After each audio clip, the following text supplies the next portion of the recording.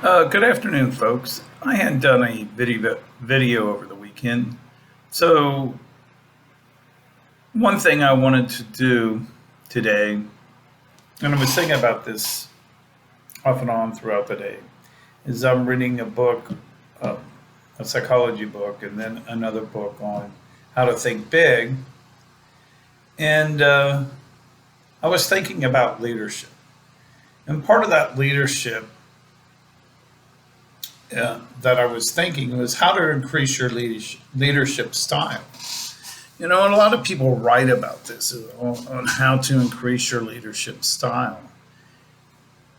And the goal is, when I was thinking about this, I boiled it down to really two things, really three things.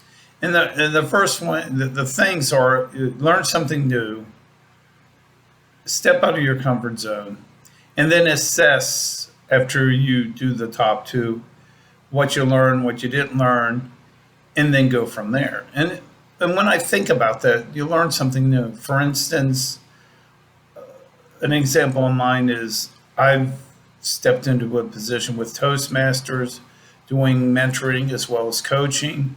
And this is something new with Toastmasters. In this role, I shouldn't say kind of, but in this role, by doing this something new. The other issue is something from work is something I wanted to learn. They asked me to learn, and I learned it.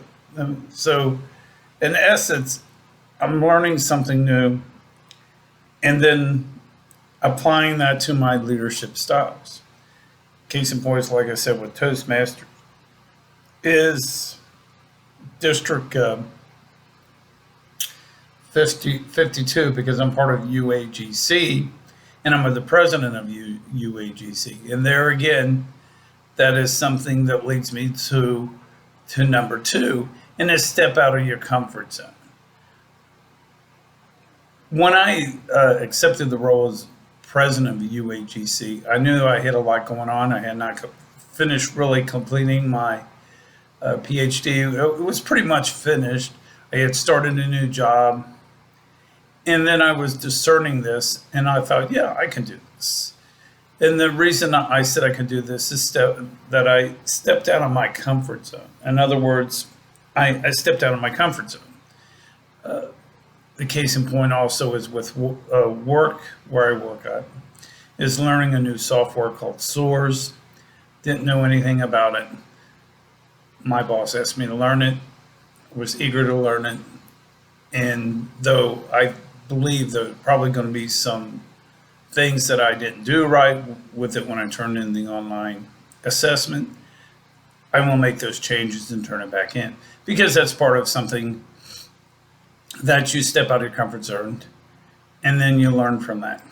And then finally, when you look at this, is you assess what you learn or assess your goals. In other words, assess what you learn. For instance, with me doing the coaching and mentoring, this is something after 6 months I'll assess and say, what did I learn of this? Where do I need to improve? What did I do right? Not necessarily what I did wrong, but something where I need to improve on my skills, as something that Stephen Covey says is sharpening the blade. In other words, what you're doing is you're sharpening your skills. In essence, what I'd like to do at some point is become in Toastmaster at District TM. So in essence, what I'm doing there is I'm sharpening my leadership skills. Excuse me. And it's the same thing where I'm working on my nonprofit organization, where I can see myself in a leadership role somewhere in the next maybe 6 to 12 months, now that I have my PhD in psychology. So in essence, what I'm doing is sharpening my leadership skills and then learning. And you're not, because you're an individual, some things you'll do real well and some things you do not so well. So in other words, you have to know what your strengths are and what your weaknesses are. In other words, you need to be positive on your strengths, but also work on your weaknesses. So in the past. For instance, when I was a quality inspection person for the Rocky Mountain Power Out West, I used to let things slide by giving people, when it was training and development or showing them how to do the right proper pruning and et cetera, I would let certain things slide. What I've learned now is that the only way you're going to teach somebody is you got to show them what they may have not necessarily did well. So in other words, you teach them the right way, or maybe it's not necessarily the right way, but the way that will help them grow as an individual. There's that old cliche, you know,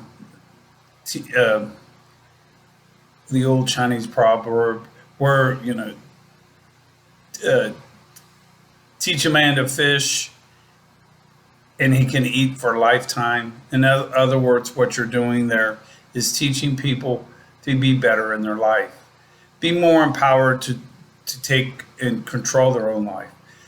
It was a friend of mine yesterday was talking to me, and then also with one of my daughters as well, that they were saying something. My one daughter made a comment, something's good or bad, and I said, no, it's not something whether it's good or bad.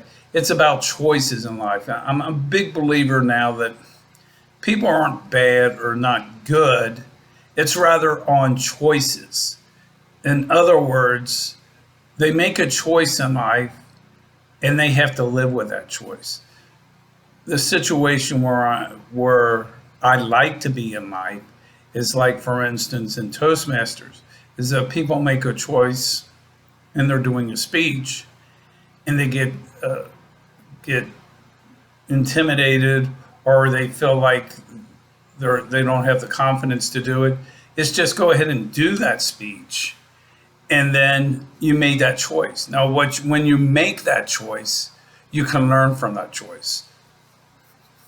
So in other words, say somebody doesn't want to make a speech, that's their personal choice. But can they grow from that? And that's the point I always say. Yes, if they don't make that speech, they can grow from it, because then they can reflect, I should have made that speech. What can I do to make that change? In other words, what I'm saying here is not, it's about choices. And as a leader, you help people make the choices that better their lives. So in essence, like I said, to increase one's own leadership, you'll have to learn something new and step out of your comfort zone, then assess your goals. But then when you're doing that as well, you'll help that other person learn as well. So anyway, I think these are some food for thoughts. Try to post a video sometime, middle of the week or towards the next week. Feel free to like and subscribe. Remember, I do have books on Amazon right now. For instance, Don't Buy Your Lottery Ticket is available on Amazon.com.